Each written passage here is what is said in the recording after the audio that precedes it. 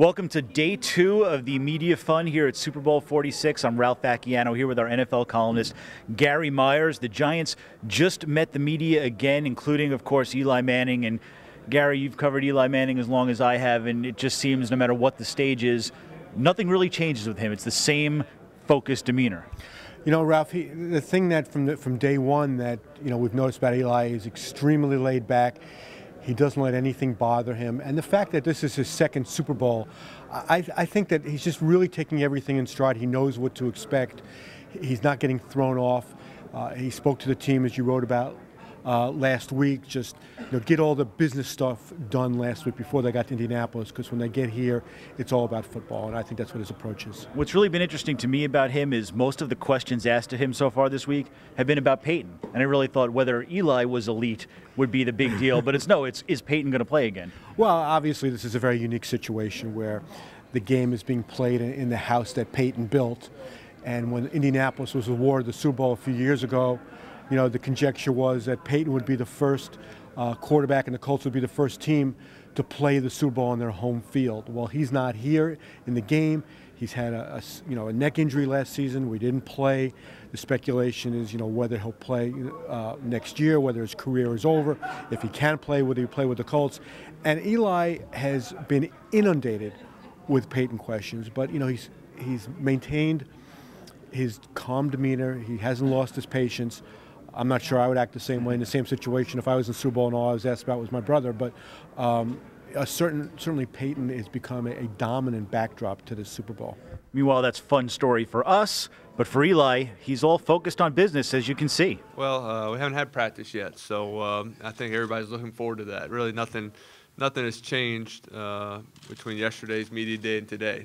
The only thing we've done is media day so far. So I think everybody is looking forward to, we have meetings after this, looking forward to get back into football. That's what this is all about, is playing this football game. And, up till now, that's the only thing we haven't done yet. So I think that's, I'm excited just to run around, get back on the practice field, get with my teammates, and get the focus back to football. Okay, the other big story of Super Bowl week is one very familiar to New York fans, but he's really starting to become a national sensation, and that's the salsa dancing Victor Cruz, who still somehow is the same great, fun kid, even though everybody wants a piece of him right now. Well, at Media Day on Tuesday, there was some TV station that got him after he came off the podium and asked him to dance, and he was just dancing on camera. I mean, obviously he's got no inhibitions about doing the salsa for a national audience now, but you're right, he has really not changed. You'd like to think it's going to continue like that his success and anything that comes with it after the Super Bowl will keep him the same way. But history has shown that when guys like him who've come out of nowhere all of a sudden have success and have all these different things thrown their way, they can't help but change. You'd like to think he's grounded and he'll be the same guy next year, but we'll have to wait and see. We're going to try later on in the week to get Victor to teach Philip Bondi how to do the salsa right here on NYDailyNews.com. Yeah, it should be pretty wild. But look, Victor's going to have a lot of opportunities, and he talked a little bit about that today on how he stays grounded when everybody is starting to give opportunities and money in his direction. Growing up, I didn't have anything. Nothing was given to me. I had to work for everything I've had. So, I just got to focus on remaining myself. And I think, just being around my family and staying close-knit with my my support system will be huge in keeping me level-headed and grounded.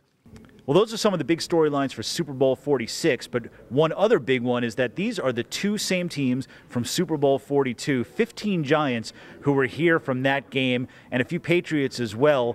There's been talk about whether this is revenge for the Patriots.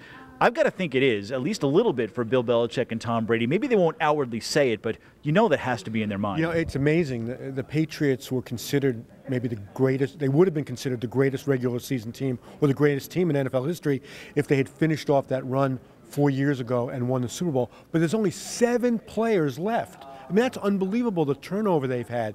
But like you said, Belichick is there and Brady is there. Vince Wilfork is the only defensive starter that remains as a starter.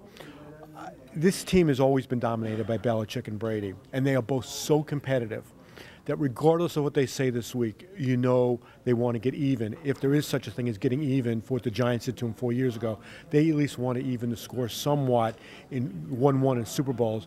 But regardless of what happens Sunday, I don't think it will ever cover the hurt or make up for the hurt that the Patriots had 4 years ago when they had a chance to be 19-0.